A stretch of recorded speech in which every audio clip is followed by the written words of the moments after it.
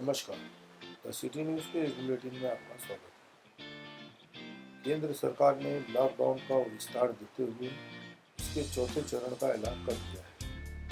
राष्ट्रव्यापी लॉकडाउन का चौथा चरण सोमवार 18 मई से शुरू होकर 31 मई तक लागू रहेगा।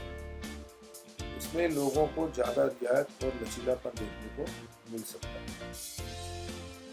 लॉकडाउन के चौथे चरण में उल्लेखित किए गए प्रतिबंधों के अलावा सभी गतिविधियों को अनुमति रहेगी। हालांकि कंटेनमेंट जोन में केवल आवश्यक सेवाओं व गतिविधियों को ही अनुमति रहेगी। राज्यों और केंद्र शासित प्रदेशों को अधिकार दिया गया है कि वह स्थानीय हालात के अनुसार विभिन्न जोन में अन्य गतिविधियों पर भी प्रतिबंध लगा सकते हैं।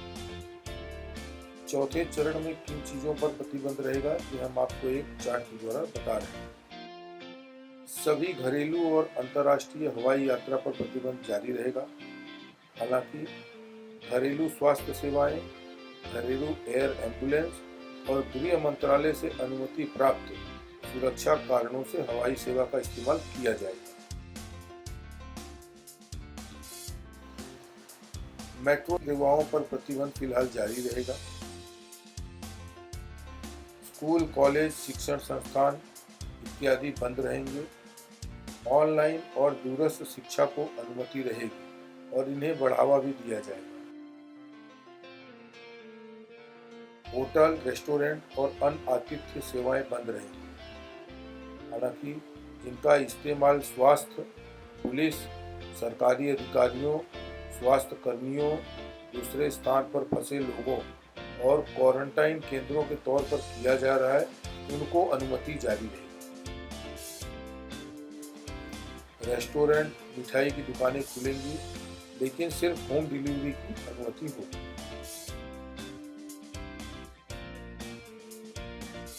सभी cinema hall, shopping mall, gym इत्यादि बंद रहेंगे।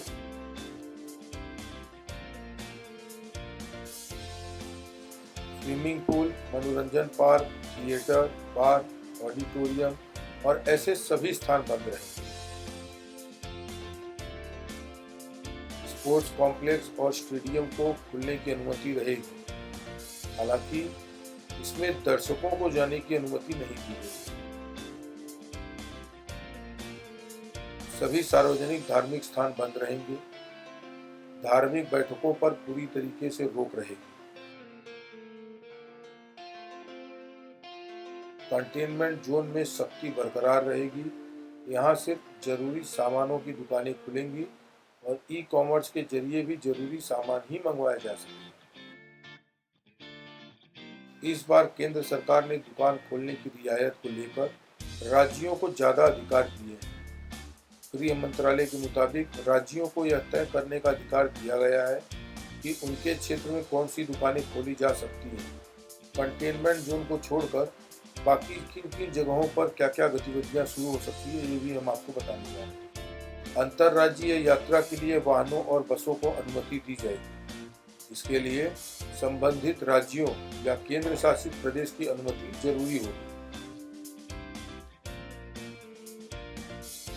राज्य के अंदर परिवहन के लिए वाहनों और बसों के संचालन का निर्णय राज्य व केंद्र शासित प्रदेश खुद करेंगे।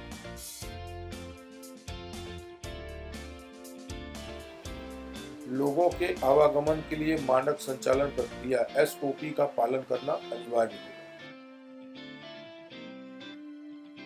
ग्रीन, ऑरेंज और रेड जोन का निर्धारण राज्य और केंद्र शासित प्रदेश खुद करें। इसके लिए उन्हें केंद्रीय स्वास्थ्य एवं परिवार कल्याण मंत्रालय द्वारा बताए गए मानकों का पालन करना होगा।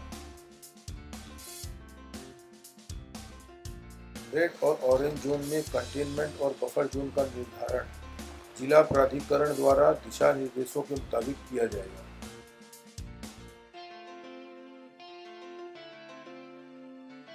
कंटेनमेंट जोन में सभी जरूरी कार्यों की अनुमति होगी। लोगों की आवाजाही पर पूरी तरीके से रोक रहेगी। सिर्फ मेडिकल इमरजेंसी और जरूरी सामानों के लाने ले जाने को ही मंजूरी दी जाएगी। कंटेनमेंट जोन में बड़े स्तर पर कॉन्टैक्ट ट्रेसिंग की जाएगी। घर घर जाकर सभी की जांच की जाएगी। शाम 7 बजे से सुबह 7 बजे तक लोगों की आवाजाही पर सख्त प्रतिबंध रहेगा, यानी कि नाइट कर्फ्यू लागू रहेगा। 65 साल से ज़्यादा उम्र वाले बुजुर्गों, 10 साल से कम उम्र के बच्चों और गर्भवती महिलाओं को घर पर ही रहने की सलाह दी गई है। सभी सामाजिक, राजनीतिक, खेल संबंधी, मनोरंजन, शैक्षणिक, सांस्कृतिक, धार्मिक और अन्य भीड़ जमा करने वाले कार्यक्रमों पर रोक जारी है। नए गाइडलाइन के मुताबिक स्टैंड अलोन दुकानें खोलने की भी अनुमति दी गई है, लेकिन दुकान पर 5 लोग से ज्यादा काम नहीं कर सकेंगे। सभी दुकानों में ग्राहकों के बीच 6 फीट की दूरी यानी कि 2 गज की दूरी सुनिश्चित करनी होगी। Pramod Pandey, the city news.